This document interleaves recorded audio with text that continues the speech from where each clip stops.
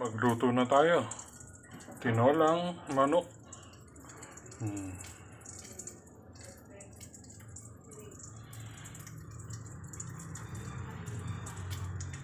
Nagigisa na.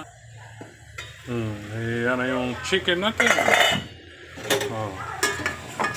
Mekos-mekos. Ginasa natin. Ilagyan natin ng patis. Para yummy. Ayan, naghabol tayo. Dahon sili. Pumitas din ako. May malunggay, dahon sili. Ito na yung chicken. Tayo lang natin kumulo. Ayan, nilagyan na natin ng malunggay at dahong sili. Ito yung sili. Ayan, pakukuluin pa natin para mas masarap.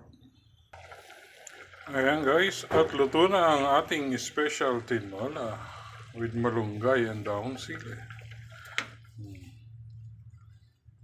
Diba? Yummy yan, no? Kita nyo naman. Wow!